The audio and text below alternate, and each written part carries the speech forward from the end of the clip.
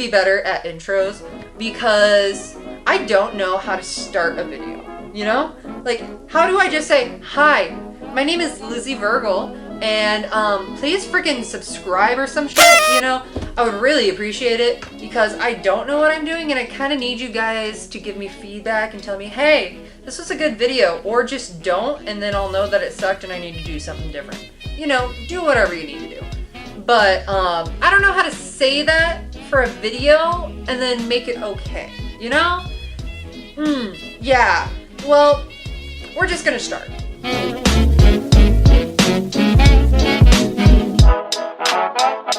So I moved to Tiffin, Ohio from Marshall, Minnesota. I used to work out Southwest Minnesota State. That's where I got my master's degree. I was a GA, or a graduate assistant. And I was also a coach, you know. And as fun as that was, and as much as I loved Marshall, I decided it was time to move on because of a lot of reasons. One, my position was ending. I was a graduate assistant. Once I graduate, I'm done. But two, I still wanted to train, and so I knew I needed to go somewhere where I could continue to train and have the facilities and the means to do so. So Tiffin University kind of came into mind because one of my friends, who also still threw at the time, was working here as the hammer and weight coach, and she decided to get out of coaching, and so I just happened to step right into her position. I started July 1st, and she ended in June, so it just kind of was a nice transition, which worked really well for both of us, I think. But yeah, so I work at Tiffin University now. My schedules are pretty easygoing. I'm technically classified in my HR paperwork as a part-time intern, but on the website I am an assistant throws coach, which is important to know because, you know, there are a lot of different positions available for coaches, and especially for post-collegiate athletes who want to get into coaching. But this position's kind of rare because I can still get paid to be a coach, but I also have flexible enough hours to where I have enough time to work out every day and make it my main focus, which is not something you really get with most volunteer positions, which are unpaid, or graduate assistants. You're still focusing on getting a degree out of the deal, or, you know, your full-time coaching positions, you just don't have enough time to be an athlete. So this is kind of a unique position. I'm glad I have it. It's honestly going to be a life changer, I think. So yeah, that's kind of where I'm at, why I moved. Later on, I think I'll give you guys like a house tour and everything. We got this nice little 2-bedroom house, and I'll do like a facilities tour of Tiffin. I want to like take my camera around probably tomorrow and show you guys the track and everything. I'm going to take my camera to practice and do some cool things with the throwers and just, you know, kind of have fun with it. I want to show you guys a lot of my experience of being at Tiffin and what it's like to be a coach and train at the same time. So today's coaching conversation, I want to get into how to get into coaching because I get this as a question a lot with throwers that I coach. And then just with everyday people that are outside of college athletics are always kind of curious to know how I got into positions like I do, you know? So the number one, we'll break it down into 4 categories. The number one thing that's important to know if you want to get into college coaching is your athletic experience. 2 is, you know, identify what you want, your target position. 3 is figure out what you need to get there. And 4 is create the contact. So number 1, starting off with number 1, is your athletic experience. So I don't want to say that you have to go to college to be a college coach and be a college athlete to be a college coach, but 9 times out of 10 it helps, you know? Usually the higher your experience, the better. So I went to a mid-major D1 at Southern Illinois in Edwardsville. Loved it. Got a lot of good things out of it. Got a lot of those resume accolades that you need, you know, school records, winning conference, yada, yada, yada. And that's great. That helped me get into coaching because it kind of opened a lot of doors for me. Right out the gate, I had one mid-major D1 full-time job offer that I didn't end up taking because I didn't want to go full-time right away. I had a couple of volunteer assistant offers. I had a couple of part-time graduate assistant offers. I had a lot of opportunities right out of college, which is unusual. Usually you have to start with either a volunteer assistant or a graduate assistant position. And usually you're not getting paid, or you're not getting paid a whole lot. So usually the higher your athletic experience, the better. But sometimes that doesn't necessarily, mean that just because you didn't go D1 doesn't mean you can't get into coaching. There are plenty of good coaches that I know that started NAIA to D2 level that are good athletes and can still get into coaching pretty easily. It doesn't necessarily matter, but it does definitely help.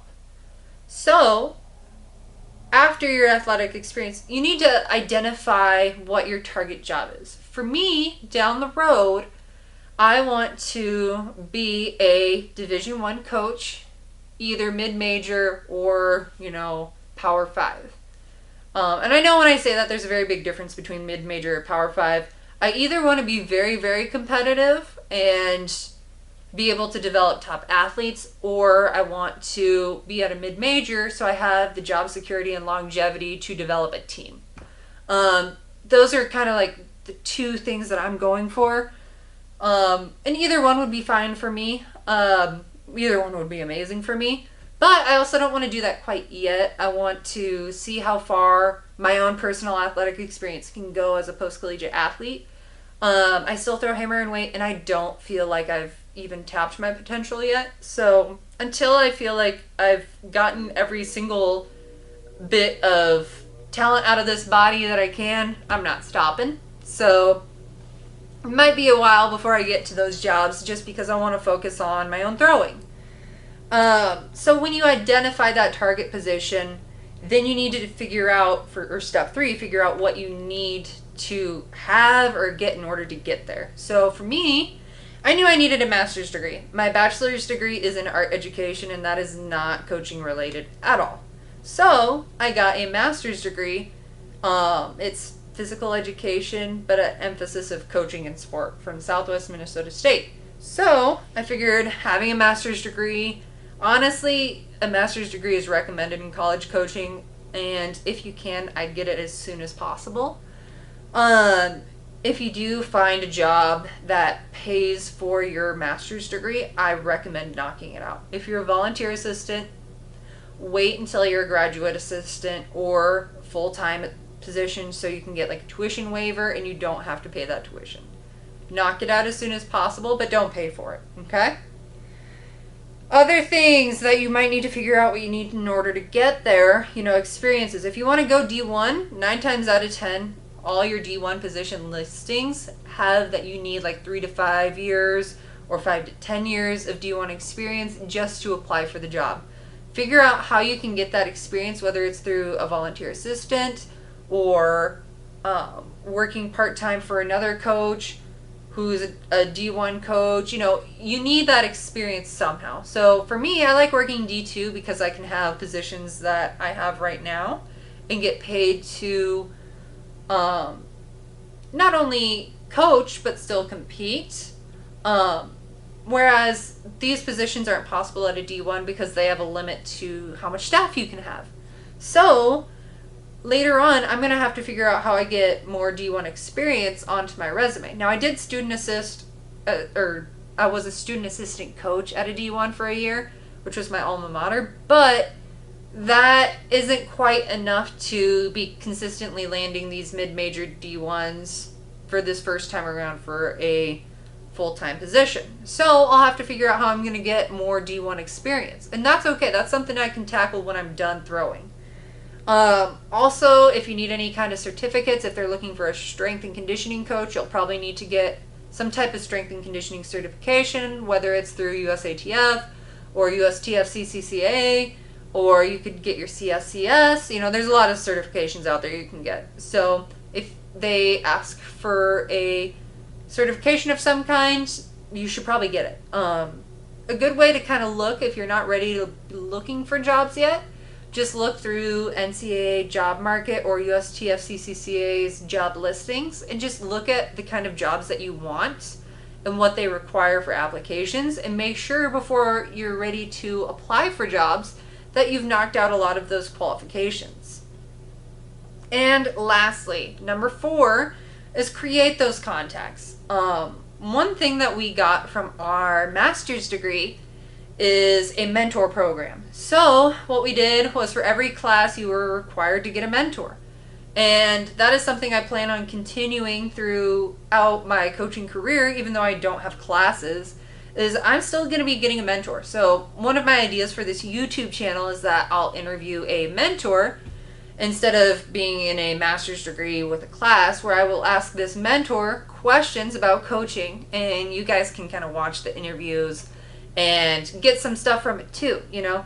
And with these mentor interviews in the past, with all these assignments that I've done, I've gained a lot of information, but I've also, you know, gained a friend in the field. So all these mentors that I got in my classes, I made sure that they were college throws coaches that I didn't know before, so that they would be additional references for me later for looking for jobs. I actually got from my mentors my last year 3 job offers just from mentors that I had for classes. And honestly, that's insane. Like, a lot of the people in my classes were just using people from inside the university, and in my opinion, I thought that was dumb.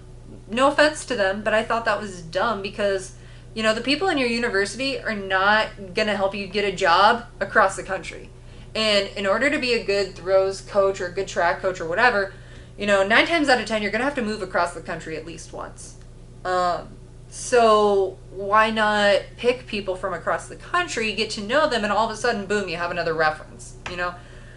They say your job resume or your job interview is only as strong as your references, and I 100% believe that, you know? Actually, this week we are interviewing for a new full-time throws coach at Tiffin University, and we're looking through all the interviews, or looking through all the resumes and going through interviews and all that jazz. I can't really talk about the interview process and who we're looking at, but I can tell you that one conversation we do have is the references and whether we can trust this applicant or not. That's huge in applying for jobs. So yeah, those are my 4 tips. I'll just repeat them real quick for you so you don't forget. Athletic experience is number 1. Identify your target position is number 2. Figure out what you need to get there is number 3. And then get your contacts is number 4. If you have any questions, drop them down in the comment section below. And if you enjoyed this video and want to see any more, feel free to like, subscribe, comment, do any of that. Hit that notification bell if you want to be reminded when I post new videos. And if you have any suggestions, feel free to follow me on my social medias. Drop me a DM, or I'll eventually get into posting Q&A prompts on my Instagram, so you can do those as well. Hope you enjoyed the video. Have a nice day.